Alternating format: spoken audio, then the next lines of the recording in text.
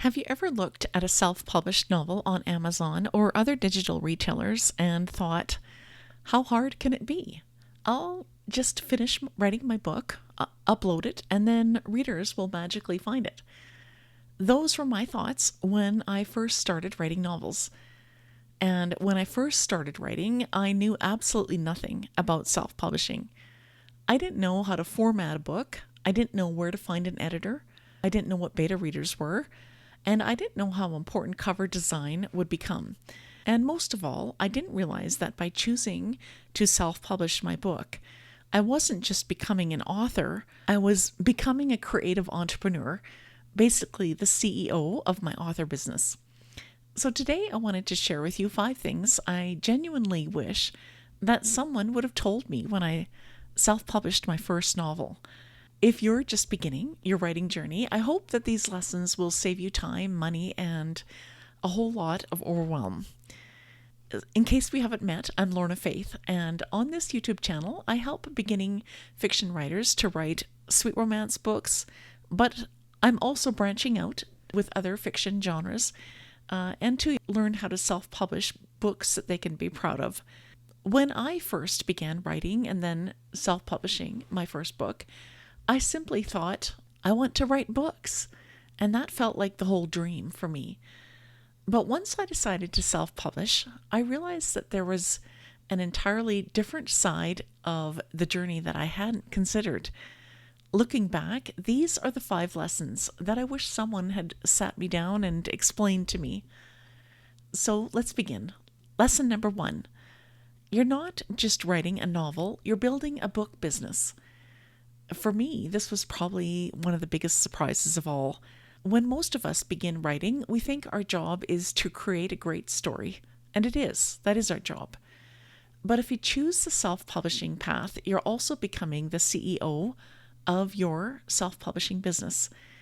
And that means you'll eventually make decisions about things like book covers, editing, formatting, keywords, categories, pricing, launch strategies, newsletters, marketing your book, advertising your book, websites, social media. As you have listened to that list, you'll notice that almost none of those things really involve writing. But that doesn't mean that you have to become an expert at it overnight. It simply means understanding that writing your novel is only one part of the journey. But it can become exciting because as an indie author, truly every decision belongs to you, and you get to choose the direction of your author career. So here's a little bit of encouragement, and I wish someone had encouraged me way back when I started. But try not to let all these steps involved overwhelm you. You don't have to learn everything this today or this week or this month. Learn what you can for this stage that you're in right now. Write your novel first, and then learn the next skill. And then learn the next skill, and then the next, and just keep learning one step at a time. And that way you'll be fine. You won't feel stressed or overwhelmed, but you'll just keep learning as you go along. Lesson number 2. Decide what success as a writer means for you. This lesson changed how I felt about self-publishing. So before you worry about Amazon rankings or bestseller lists, ask yourself this very important question. What does success actually look like for me? Not for another author, not for other author YouTubers, and not for someone earning 6 figures, but specifically for you. And here are some answers. Maybe one of them is what you're thinking. I want readers to fall in love with my stories. Or I want to replace my part-time income. Or I want to pay for my child's activities. Or I want to retire early. Or I want to self-publish 1 novel a year. Or perhaps I simply want to finish my very first book. Every one of the goals I just mentioned is perfectly valid, but the important thing is that deciding what your destination looks like, because your goals become the filter, really, for every self-publishing decision that you make.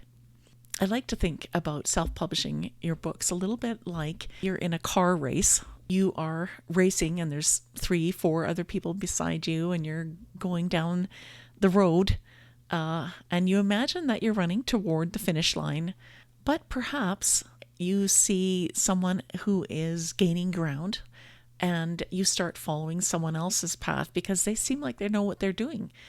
And so they turn left and maybe you turn left, or maybe they speed up and then you think, well, I better speed up. And really what it is someone starts doing something completely different and then you try to imitate what they're doing. And eventually what happens is you're no longer running your own race, but you're running everyone else's. And self-publishing your books can really begin to feel like that. I definitely felt that way when I first started. Because often you have people online at different places online telling you you must write fast, or you have to self-publish a book every month, or you need to run ads, or you must be on TikTok. Well, maybe some of those are true, but maybe not. To find that answer, the important thing is to know what your destination is first. What's your vision? What is the goal you're trying to accomplish for your author business? That's how you'll know the answer. Lesson number 3, build a small team. You don't have to do everything all by yourself. One mistake that I made, and I see other writers who are just starting out, they believe that they have to master every skill. And the truth is that you don't. Some things you may eventually learn, but others are worth hiring out if you can.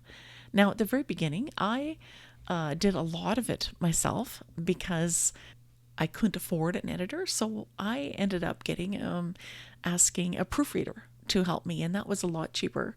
And I even tried my hand at cover design, because sometimes you just do what you have to do in order to publish your books. But it is helpful, if you can afford it, to get a proofreader and an editor. For example, a proofreader can catch mistakes. Even if you've read your book 50 times, they can still catch some mistakes. Beta readers can tell you where readers become confused. And editor really does help to strengthen your story. A talented cover designer understands what readers expect from your genre. So think of your self-publishing journey like you are building a small team, but it might only be 1 or 2 people at first.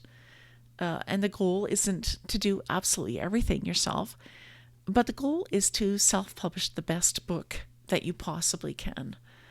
So even if it takes time, it's okay. Maybe you can learn from YouTube, you can learn in different blogs, do a Google search, and you will find almost all the answers that you're looking for to help you. Remember, you can build your team gradually. Most successful indie authors didn't hire everyone on the very first day they published a book. They added people as their careers grew, and you can too. Lesson number 4. Think like a book business owner, not just a writer. Here's something that I wish I understood way earlier than I did. Readers love consistency, and when they enjoy one of your books, they usually want another book that gives them a similar reading experience. And that's really where author branding becomes so important.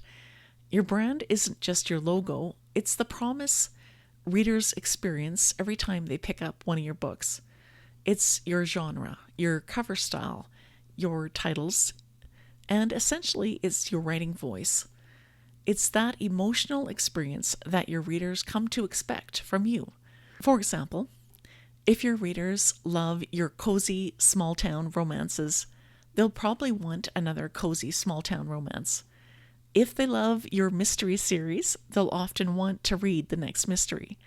And that's why many successful indie authors build a series or stay within a similar genre for several books before they branch out into a different genre. It helps readers to know exactly what they're getting.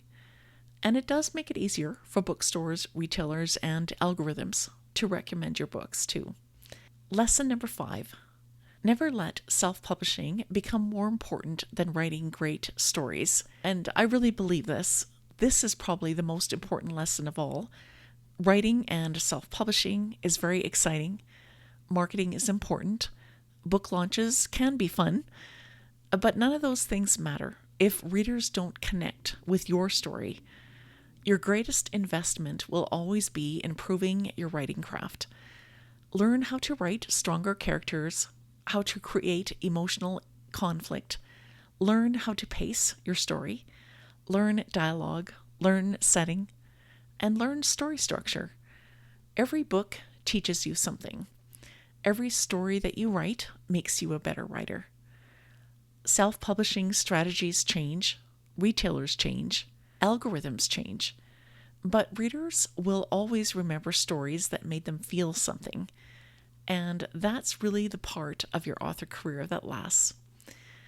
So if I could go back in time to the version of myself writing that very first novel and self-publishing it, I'd probably tell myself this: slow down, keep learning, don't compare your beginning to someone else's 20th book. Simply write the best story that you can and really create a vision and decide what success means for you. So I want to encourage you to build your self-publishing career one book at a time, because every successful indie author you admire started exactly where you are today. One blank page, one chapter, one finished manuscript, one self-published book at a time. And if they could learn all of those skills, you can too. I'd love it if you could tell me, what's the one thing about self-publishing that feels the most confusing or overwhelming right now? Please leave a comment below, because your question might inspire another video, and who knows, it might help other first-time writers who are self-publishing their books too. Thanks so much for watching, and I'll see you in next week's video for more about self-publishing. I'll see you there.